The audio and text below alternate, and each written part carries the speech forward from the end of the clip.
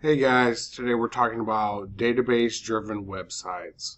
So what we're going to do is I used a informational site to kind of talk about it a little bit, and there's called dynamic web pages and static web pages. So like it says right here in a nutshell, static web pages are something that every time you click on a button or something, you load a new page. You don't change the page that you're on. Now, dynamic pages do the opposite. They change every time you click on a button or you type in some information or you make a search for something.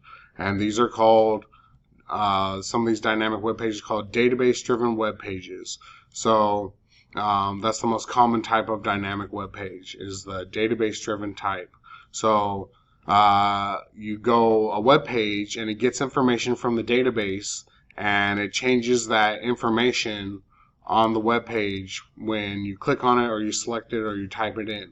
So the database changes and it'll change the web page automatically, and it does that automatically. It does the programming, JavaScript or Java, Python, Ruby, and ASP.NET, which uses C#, which is C, C++, C++, and then C#. It's the highest iteration of C programming. They use these programming technologies to write these databases and use these, well, not the databases, but use these web pages. So dynamic database-driven web pages, some examples of those would be Fandango.com, like the professor said. So Fandango gives you movie times, and you click on, say, Midway, Friday, November 8th.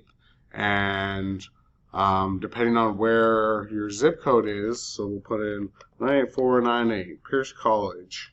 Showtime's near 98498. So we go to Lakewood Mall 12. Now, if I had typed in a different zip code, it would have given me different options for what theater I want to go to and what web pages are playing at that theater.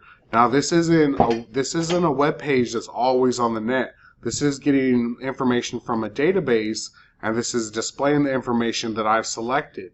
So I want to see Charlie's Angels at 1:20, and it goes to the web page and says, how many tickets? Well, this theater through Fandango is charging $11.54, $11.54 for a ticket. So I want 4 adults. Continue to seat selection. So if it was a different theater, it might charge a different price.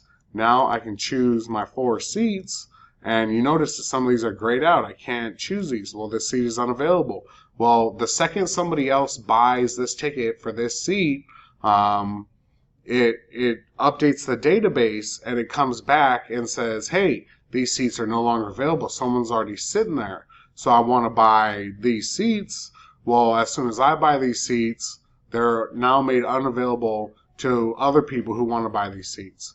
Some other web pages that I found is IMDb, Internet Movie Database, and I can say like Breaking Bad, and it brings up Breaking Bad right away. So let's actually go back. As I was typing in, I did not make any changes to this website other than typing in Breaking, right? And it brought up Breaking Bad, and it brought up little videos, and the Breaking Bad movie. So this changed when this Breaking Bad movie came out. If I would have typed this in last year, this El Camino Breaking Bad movie wouldn't have popped up because this is a brand new movie. It was in 2019. It also brings up other results for Breaking. So this is a database that is stored for IMDb. They update the database, and the web page is a dynamic web page. It changes when I type stuff in. Another example is LinkedIn. I don't want to join now or sign in, but LinkedIn is a web page that holds jobs postings, and as people get those jobs, they remove those jobs from the database.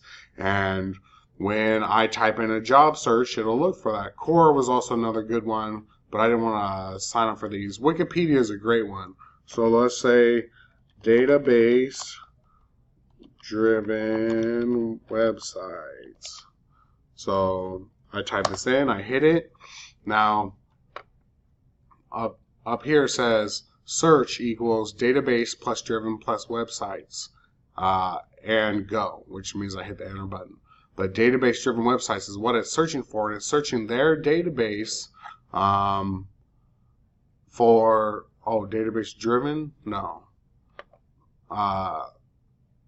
Database driver websites? What's that? See? They got a whole bunch of different stuff that you can click on, and this brings up their database. Well, driver licenses in Australia, taxi driver, Java database connectivity, right? It brings up all these things on their database, which I can actually change.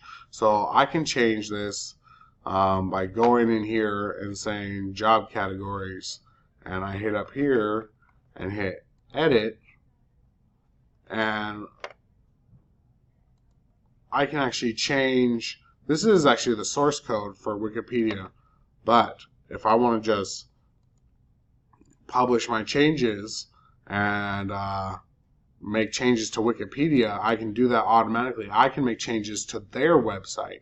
So I hit cancel. I don't really want to change anything because I don't know too much about truck drivers in Australia, but I could if I wanted to.